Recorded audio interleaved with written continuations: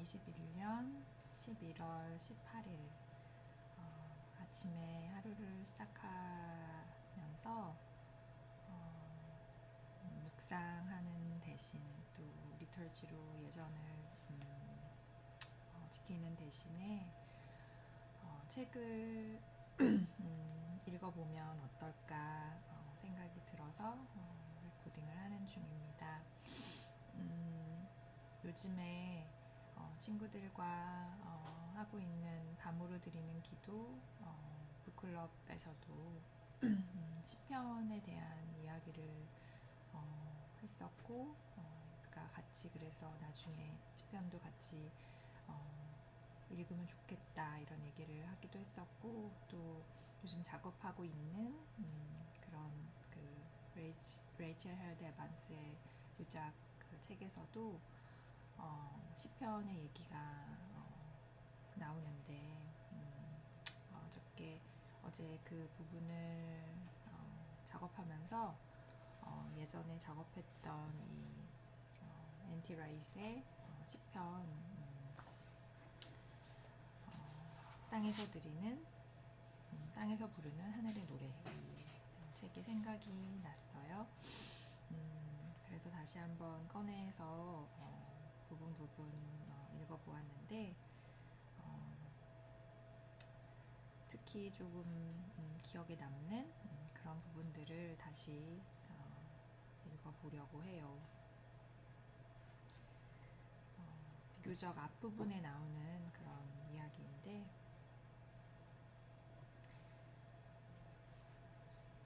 시편은 그 전체가 예수님으로 가득 차 있다. 이는 그분이 신적 위임을 받아 하나님의 시간과 우리의 시간, 하나님의 공간과 우리의 공간, 하나님의 물질과 우리의 물질이 교차하는 바로 그 지점에 정확하게 서 계시기 때문이다. 시편이 불러일으키고 표현해내는 먼 옛날의 기억과 기나긴 미래의 소망은 예수님의 삶과 죽음이라고 하는 심판과 자비 안에서 힘차게 밀려나왔다. 사람들이 시편을 노래로 불렀던 성전은 예수님이 자신의 희생을 통해 하늘과 땅이 이어지게 할 것을 미리 지시하던 표지판이었다. 시편이 축하하고 기념하는 토라, 곧 예배자를 그 중심으로부터 변화시키는 하나님의 율법은 예수님의 새로운 삶의 방식을 미리 가리키던 표지판이었다.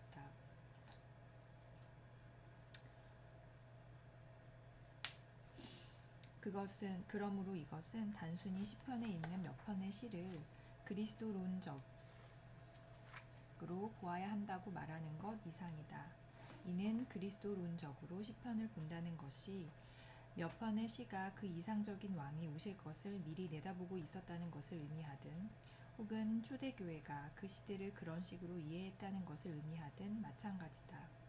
내가 말하고자 하는 것은 더 깊다.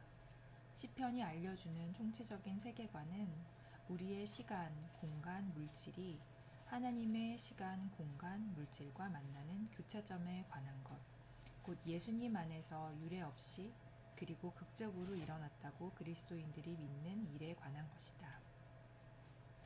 이와 동일하게 시편이 들려주는 이야기는 예수님이 완성하기 위해 오신 바로 그 이야기다.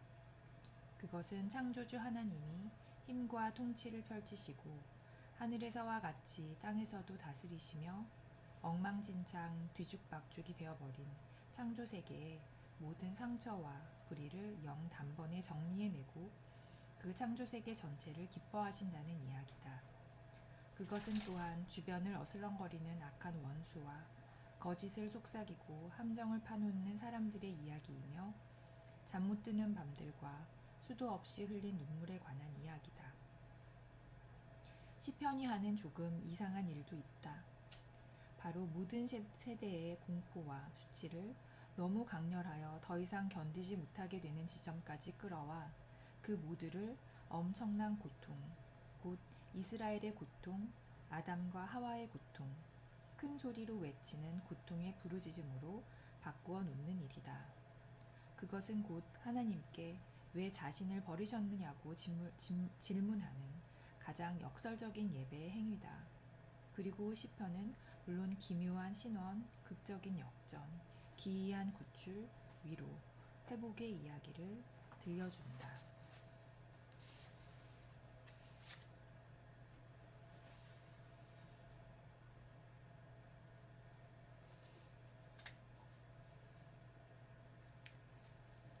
시편은 세상을 창조하고 언약을 맺은 하나님이 마침내 그분의 백성을 찾아오셔서 그들을 또한 그들과 함께 그분의 창조세계 전체를 구속하시는 것에 관한 위대한 서사시라는 점이다. 초기 그리스도인들은 정확하게 바로 그것이 예수님 안에서 일어났던 일이라고 믿었다. 그러므로 기독교의 메시지가 주는 도전은 단지 예수님이 그분의 동시대 사람들에게 던지셨던, 그리고 그분의 부활을 통해 여전히 던지고 계시는 질문뿐만이 아니다. 그것은 그 이야기 전체를 이해하는, 그리고 그 안에서 살아가는 전혀 다른 방식에 관한 도전이다.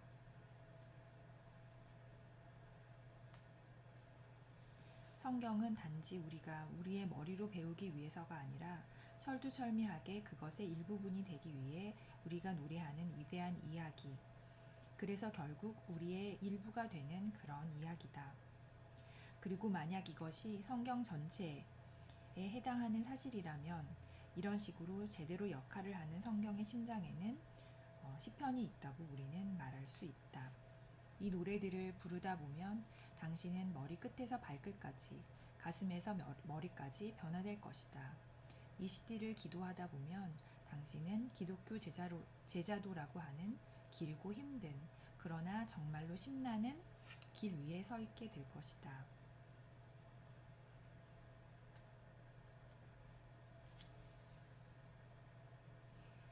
바울은 그리스도인을 어떤 면에서 하나님의 시, 하나님의 예술품이라고 했다.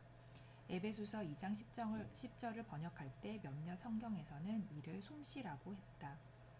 바울이 여기에서 사용하는 헬라어 단어는 포이에마, 바로 영어 단어 시가 파생된 그 단어다. 하나님이 시편의 시들을 우리에게 선물로 주신 것은 하나님이 우리를 그분의 세상에 선물로 주시기 위함이다. 우리는 시를 살아내고 호흡하며 기도하고 노래하도록 부름받았다.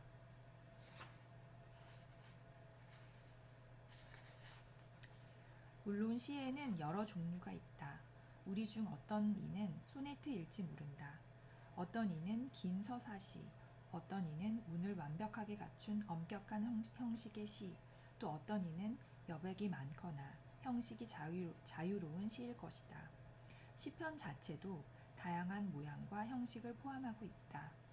하나님이 다양한 모양과 형식의 사람과 시를 원하시기 때문이다. 그리고 하나님이 이러한 풍부한 다양성을 원하시는 것은 그 다양성을 통해 그분의 넓은 세상이 갖고 있는 작고 메마른 상상력에 도전하기 위함이다. 시편은 그 자체로 그저 시일 뿐 아니라 그것을 함께이든 혼자서든 노래하는 이들에게 시의 원천이 되어야 한다. 시편은 하나님이 우리에게 주신 선물이고 이를 통해 우리는 다시 그분이 세상에 주시는 선물이 될 수 있다.